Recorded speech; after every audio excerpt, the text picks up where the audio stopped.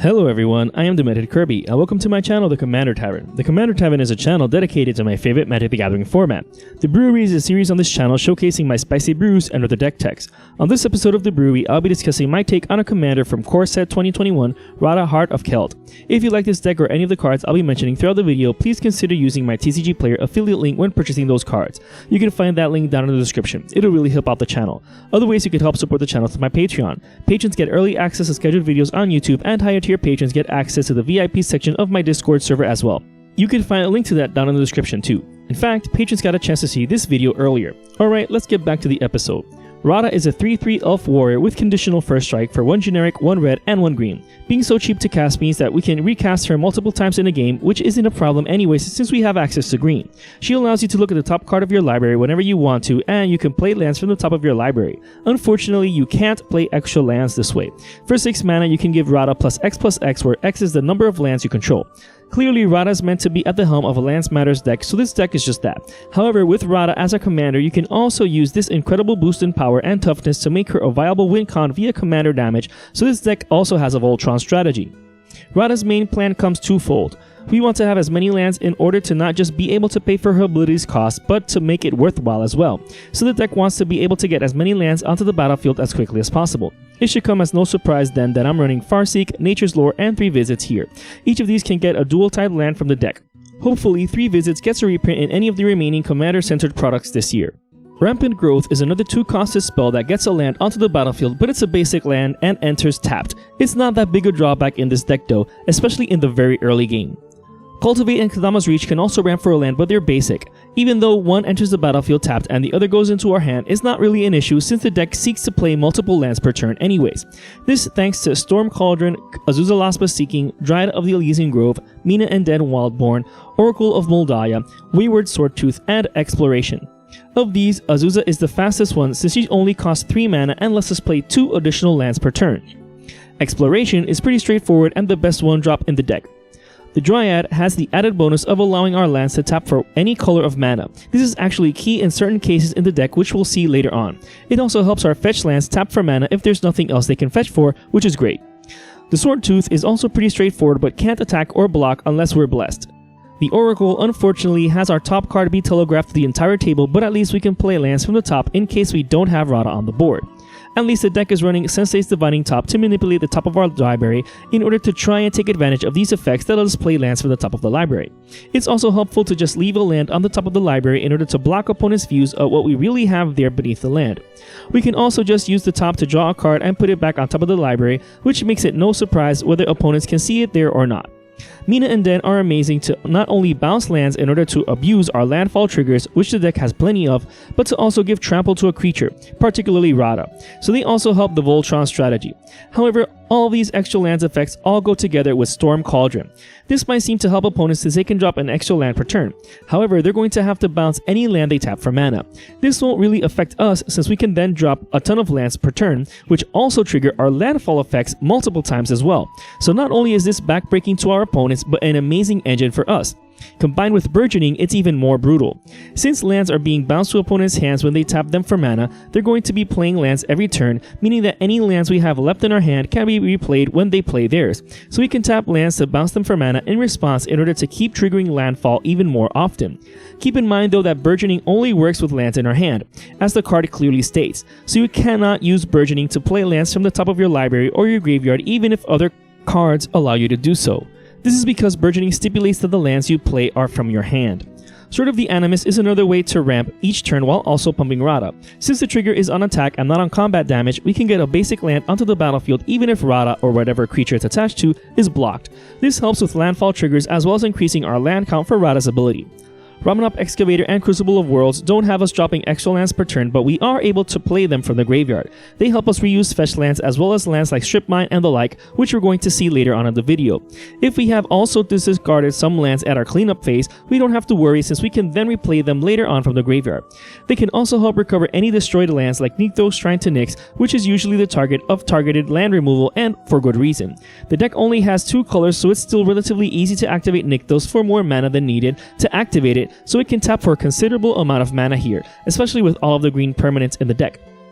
All of these effects are further augmented by the landfall effects in the deck, as I've been previously mentioning. That way we're doing more than just mindlessly ramping. Omnath Locus of Rage, Rampaging Baloths, and Nesting Dragon create a token whenever a land enters the battlefield.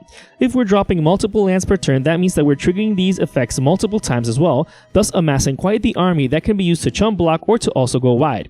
This way we don't have to solely rely on going tall for the win. Avenger of Zendikar also helps in this aspect since it creates a plant token equal to the amount of lands we control when it enters the battlefield. Then it puts a +1/+1 counter on those plants thanks to its landfall trigger. It's also an elemental, so it synergizes with Omnath.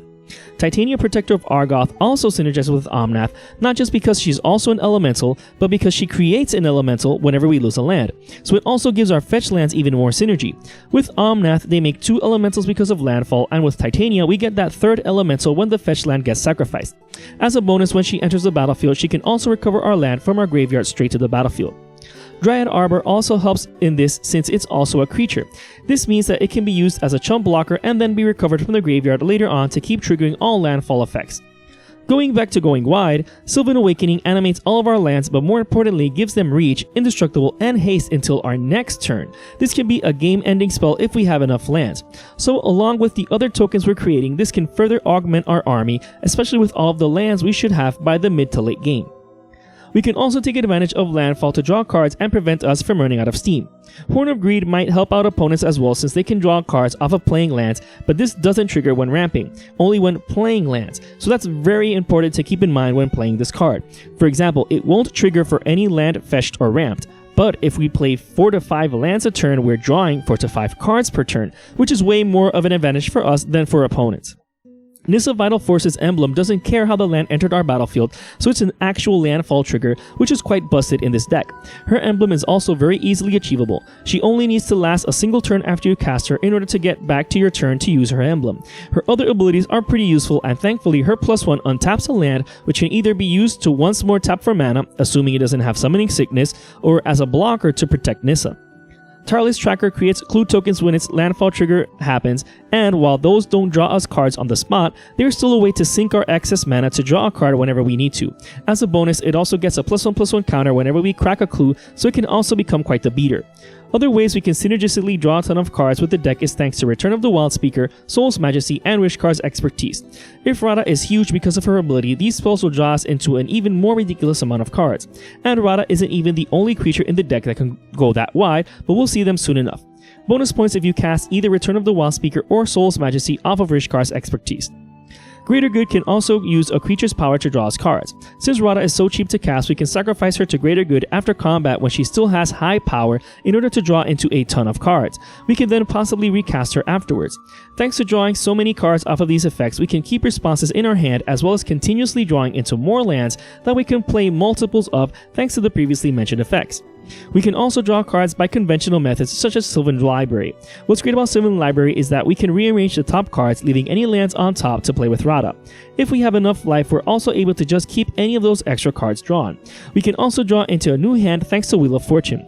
Not only is this clutch for when we empty our hand, but it can also disrupt opponents keeping responses in their own hands.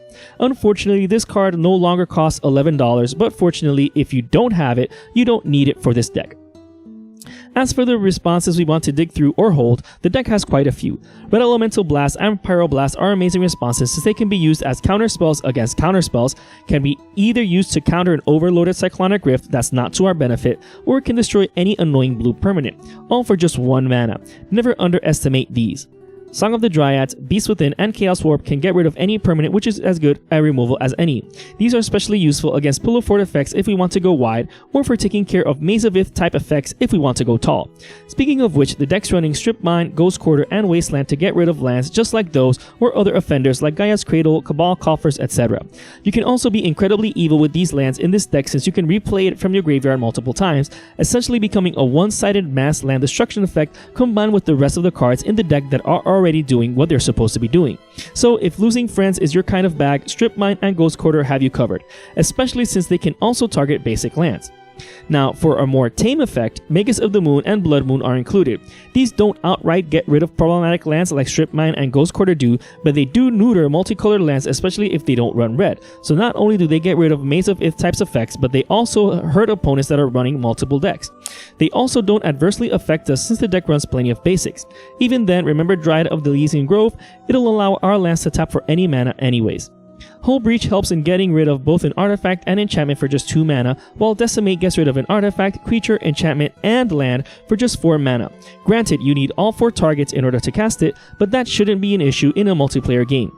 As for mass artifact destruction, you can't go wrong with Vandal Blast. What's great about overloading of Vandal Blast is that a lot of decks ramp with mana rocks, so you'll be able to not only stay very far ahead with your land acceleration, but you'll be even farther ahead in the strictest term since you're putting your opponents farther behind. Blasphemous Act, Rolling Earthquake, and Chandra's Ignition help in wiping the board of creatures.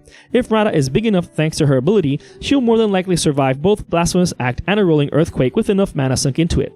What's great about Rolling Earthquake is that it also damages players, so if you have more life than the table and enough mana, you can just win outright with it.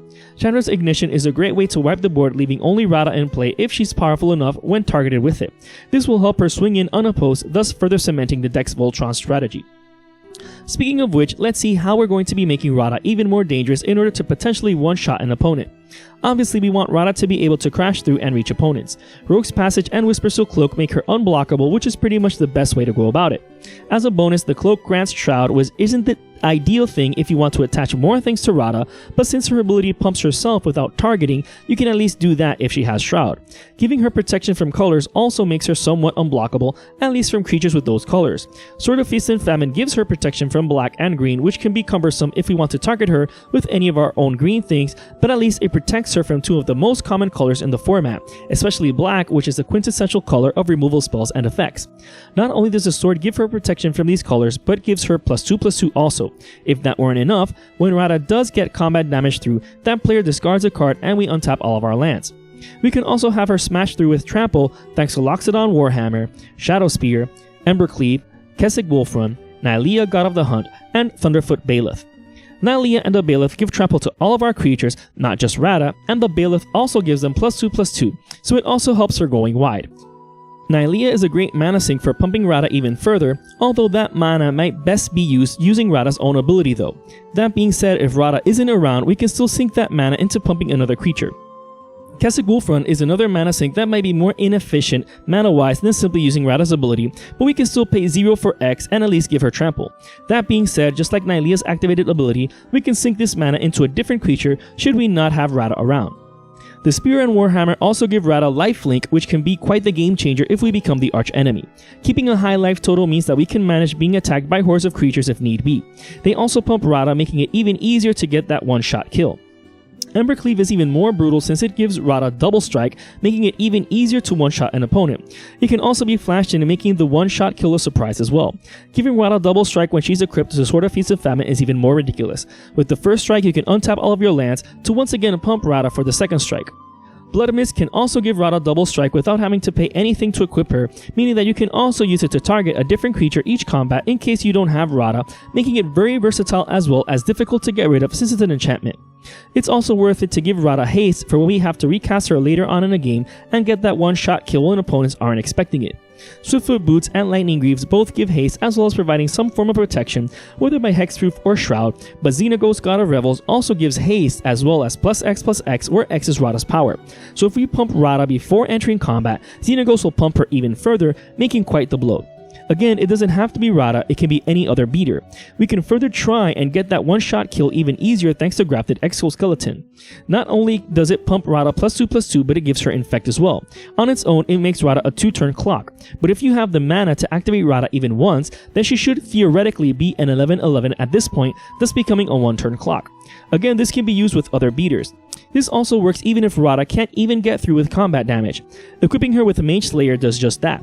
Granted, this damage doesn't count as commander damage, but if your opponent is at a low enough life, just attacking them with Radha might be enough to kill them before you even reach the blocker step of the combat phase. Blackblade Reforged is another amazing way to pump Radha since it gives her +X/+S anyways without having to pay 6 mana for it. Then, when you have the mana, Radha will become insanely huge afterwards. You can also Blood Rush Rubble Hook for the same effect, which is obviously better activated in response to the damage step.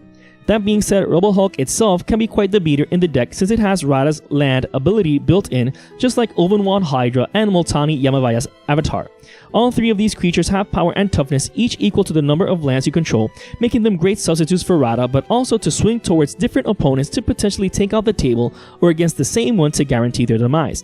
The Hydra also ramps when it enters the battlefield, so that's a great bonus as well. Multani is hard to get rid of since you can bounce 2 of your lands to your hand in order to recast it from the graveyard. So not only does this make Multani a pain for your opponents, but you're also getting lands into your hand to retrigger landfall effects. The rest of the deck is just the lands. The deck's running all 8 fetch lands, Taiga, Stomping Ground, Cinderglade, Sheltered Thicket, Rootbound Crag, Spire Garden, Carplusen Forest, Command Tower, Ancient Tomb, and Temple of the False God, as well as 6 of each basic snow-covered land in case opponents are running anything that benefits us for it. Although Taiga is one of the less expensive dual lands, it's not that necessary in the deck, so unless you already have it, you don't have to worry about acquiring it for this deck to run properly. You can swap it out for another forest if need be. This brew is just an idea of how to build around Radha, Heart of Keld. This is a very straightforward deck since it's just a matter of dropping a ton of lands, making Radha stronger, and sending her off to smash face. Fortunately, there are other ways to achieve the same thing to potentially take out multiple opponents at once. If you're interested in the deck list of this spicy brew of mine, you can find a link to it down in the description. I would like to thank all my patrons for supporting me, and a quick shout out to all my high tier patrons, the Brewers, for their patronage. I'd also like to thank anyone using my TCG Player affiliate link. That also helps out the channel. And to everyone, thanks for watching this episode of The Brewery on the Commander Tavern. I am Demented Kirby, and happy brewing.